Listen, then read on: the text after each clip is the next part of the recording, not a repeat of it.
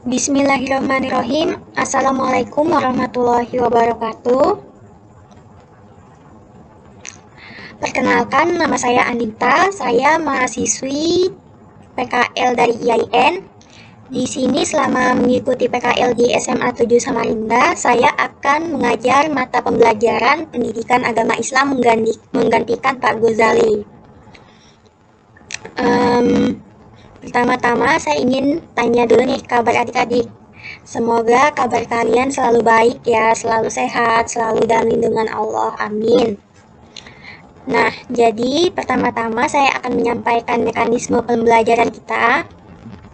Jadi untuk mekanisme pembelajaran kita pada hari ini kita akan melanjutkan materi yang kemarin sebelumnya di kelas ini dibahas oleh Kak Rahul, yaitu materi tentang beriman kepada hari akhir. Nah, jadi hari ini saya akan melanjutkan penjelasan dari Kak Rahul.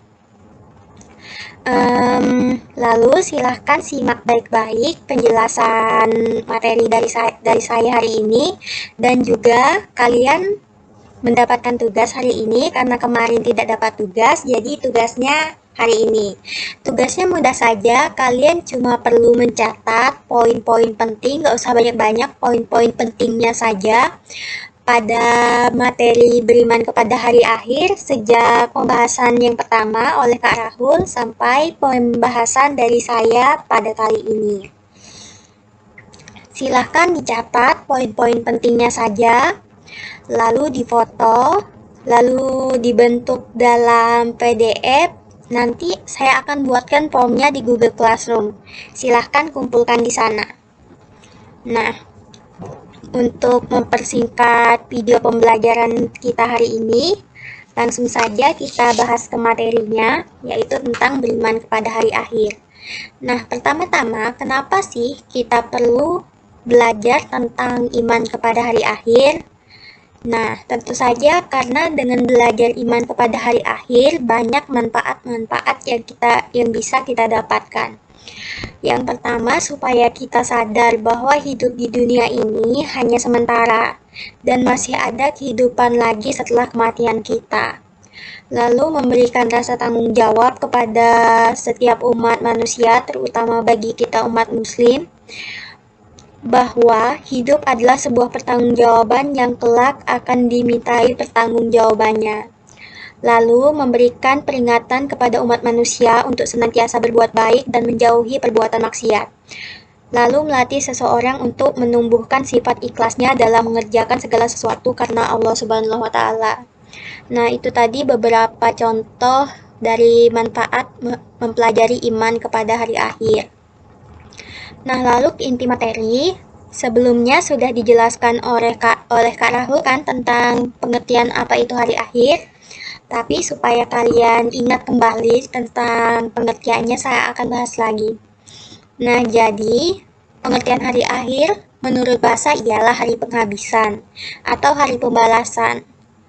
Adapun menurut istilah, hari akhir ialah hari mulai hancurnya alam semesta beserta isinya dan berakhirnya kehidupan semua makhluk Allah Subhanahu wa Ta'ala. Hari akhir juga biasa kita sebut dengan hari kiamat. Nah, iman kepada hari akhir ini merupakan rukun iman yang kelima yang harus dipercaya dan diyakini oleh setiap umat muslim. Nah, ini ialah salah satu contoh kenapa kita harus mempelajari iman kepada hari akhir. Karena iman kepada hari akhir ialah bagian dari rukun iman. Lalu ke pembahasan materi yang selanjutnya ialah tentang dalil-dalil yang berkaitan dengan hari akhir. Dalil yang pertama ialah surat Al-Ahzab ayat 63 yang berbunyi, Bismillahirrahmanirrahim, Yas'alukan nasu 'anis sa'ah, qul innama ilmuha indallah, wa ma yudrika la'alla sa'ata takunu qariban. Yang terjemahannya ialah, manusia bertanya kepadamu tentang hari berbangkit. Katakanlah, sesungguhnya pengetahuan tentang hari berbangkit itu hanya di sisi Allah Subhanahu wa Ta'ala. Dan tahukah kamu, hai Muhammad, boleh jadi hari berbangkit itu sudah dekat waktunya. Nah, apa sih yang maksud dari surat Al-Ahzab ayat 63 ini? Mari kita bahas tentang tafsirnya. Nah, Tafsir surat Al-Ahzab ayat 63 dari Kementerian Agama ialah, banyak manusia bertanya kepada Nabi Muhammad SAW tentang kapan datangnya hari kiamat. Orang-orang musyrik menanyakan tentang hari kiamat tersebut secara mengejek dan mencemooh, serta menantang supaya hari kiamat segera datang. Orang-orang munafik menanyakan tentang hari kiamat karena terdorong oleh anggapan bahwa Nabi Muhammad SAW akan menjawab seperti yang mereka pikirkan. Adapun orang-orang Yahudi bertanya dengan maksud menguji kebenaran Nabi Muhammad SAW. Apakah jawabannya akan sama atau tidak dengan yang tercantum dalam kitab Taurat, bahwa soal hari kiamat itu sesungguhnya berada di tangan Allah Subhanahu wa Ta'ala. Nah, secara kita pahami dari surat Al-Ahzab ayat 63 ini adalah bahwa pengetahuan tentang kapan terjadinya hari akhir atau hari kiamat ini tidak ada yang tahu. Bahkan Nabi Muhammad sendiri saja tidak tahu kapan terjadinya hari kiamat ini. Yang mengetahui tentang hari kiamat ini hanyalah Allah Subhanahu wa Ta'ala saja. Tiada makhluk yang tahu tentang kapan terjadinya hari kiamat ini.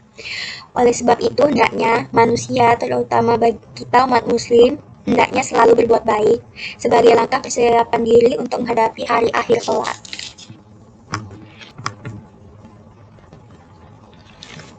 Nah, lalu ke dalil yang selanjutnya ialah surat Al-Hajj ayat 7 yang berbunyi Bismillah,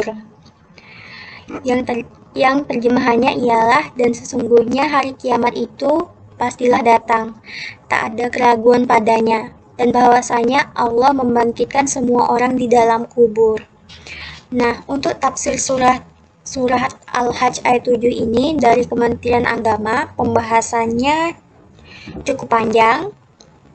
Mari kita bahas. Nah, setelah Allah Subhanahu wa Ta'ala mengemukakan proses perkembangan manusia dan tumbuh-tumbuhan padanya, Tuhan yang Maha Kuasa yang menentukan segala sesuatu. Tidak ada seorang pun yang sanggup menciptakan manusia dengan proses yang demikian itu, yaitu menciptakan manusia dari tanah, kemudian menjadi mani, nutfah, sel-sel, mudghah, janin, lalu lahir ke dunia, lalu menjadi dewasa, berketurunan, bertambah tua, akhirnya meninggal dunia menjadi makhluk yang mati kembali. Siapakah yang sanggup membuat proses kejadian manusia seperti itu? Siapakah yang sanggup merubah tanah yang mati dan tandus menjadi tanah yang subur, serta ditumbuhi oleh tumbuh-tumbuhan yang beraneka ragam? Siapakah yang membuat ketentuan dan Allah yang wajib disembah? Nah, jika kalian bingung kenapa pada poin pertama ini menjelaskan tentang proses perkembangbiakan makhluk hidup, jadi surat Al-Hajj ayat 7 ini masih berkesinambungan dengan ayat-ayat yang sebelumnya. Jika kalian memperhatikan surat Al-Hajj dari ayat 1-6, isinya itu juga menjelaskan, selain menjelaskan tentang hari akhir, juga menjelaskan tentang proses berkembang biaknya makhluk hidup. Nah, lalu ke poin yang kedua ialah, dialah yang menghidupkan yang mati. Menghidupkan yang mati berarti memberi nyawa kepada yang mati itu. Di samping memberi kelengkapan untuk kelangsungan hidup makhluk itu, baik kelangsungan hidup makhluk itu sendiri ataupun kelangsungan hidup jenisnya. Kemudian dia mematikannya kembali. Zat yang dapat menghidupkan yang mati, mematikannya tentu zat itu sanggup pula menghidupkannya kembali pada hari kebangkitan. Menghidupkan makhluk kembali itu adalah lebih mudah dari menciptakannya pada kali yang pertama. Lalu ke poin yang ketiga, dialah yang maha kuasa atas segala sesuatu. Dia berbuat sesuatu menurut yang dikehendakinya. Tidak ada sesuatu pun yang dapat mengubah dan menghalangi kehendaknya itu. Poin yang keempat, hari kiamat yang dijadikan itu pasti datang. Tidak ada keraguan sedikit pun, agar orang-orang yang ingkar itu mengetahuinya. Yang kelima, bahwa setelah kiamat manusia akan dihidupkan kembali untuk diperiksa amal-amalnya dan menerima balasan amal-amalan itu. Nah, itu tadi tafsir dari surat Al-Hajj ayat 7 dari Kementerian Agama. Lalu secara garis besarnya, tentang ayat ini yang bisa kita pahami ialah, ayat ini berisi pembuktian tentang keniscayaan hari kiamat sekaligus bukti kekuasaan Allah Subhanahu wa Ta'ala dalam menciptakan makhluk-makhluknya. Pembuktian ini ada sebagai pengingat bahwa hari kiamat itu pasti akan datang. Tidak ada keraguan tentang kedatangannya. Dan bahwasanya Allah Subhanahu wa Ta'ala akan membangkitkan setiap orang yang mati dari kubur mereka untuk diberikan balasan atas amal perbuatan yang telah mereka kerjakan. Nah, tentang dalil-dalil yang berkaitan dengan hari kiamat bukan hanya ada di dalam Al-Quran, namun juga terdapat dari beberapa hadis. Salah satunya ialah hadis dari riwayat Bukhari yang berbunyi, tidaklah tiba hari kiamat sehingga matahari terbit dari arah terbenamnya. Maka apabila tanda ini telah muncul, seluruh manusia menjadi beriman. Keimanan manusia saat itu tidak bermanfaat bagi dirinya. Bagi yang mulanya tak pernah beriman, juga bagi yang semula belum pernah berbuat baik dalam keimanannya. Nah, dari hadis ini dijelaskan bahwa kiamat tidak akan terjadi sampai matahari terbit di arah yang seharusnya dia tenggelam. Itu merupakan salah satu tanda-tanda semakin dekatnya hari kiamat atau hari akhir. Nah, ketika kejadian ini terjadi, umat manusia akan menjadi beriman karena melihat kejadian bahwa tanda ini menandakan semakin dekatnya dengan hari akhir. Namun itu semua sudah terlambat. Karena dengan adanya tanda ini, apapun yang tobat yang dilakukan oleh manusia, tobat itu tidak akan diterima lagi. Nah, lalu ke pembahasan selanjutnya ialah tentang hikmah dan manfaat beriman kepada hari akhir. Pertama tadi di awal saya sudah menjelaskan tentang hikmah dan manfaat beriman kepada hari akhir. Lalu untuk bagian terakhir ini saya akan merincikan lagi tentang apa-apa saja hikmah dan manfaat beriman kepada hari akhir. Yang pertama ialah senantiasa tertanam kecintaan dan ketaatan terhadap Allah Subhanahu wa Ta'ala. Yang kedua, senantiasa termotivasi untuk beramal baik dengan ikhlas. Yang ketiga, senantiasa menghindari niat-niat buruk apalagi melaksanakannya.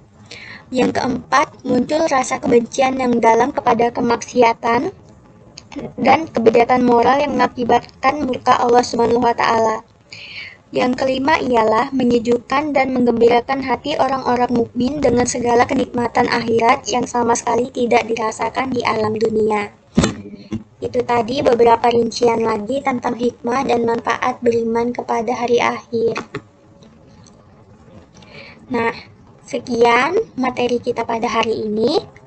Kurang lebihnya saya mohon maaf. Jika ada yang kurang dipahami, silahkan ditanyakan. Boleh bertanya di grup WhatsApp atau boleh chat saya langsung. Jangan lupa dengan tugasnya yang sudah saya jelaskan di awal tadi. Saya akhiri. Kurang lebihnya mohon maaf. Assalamualaikum warahmatullahi wabarakatuh.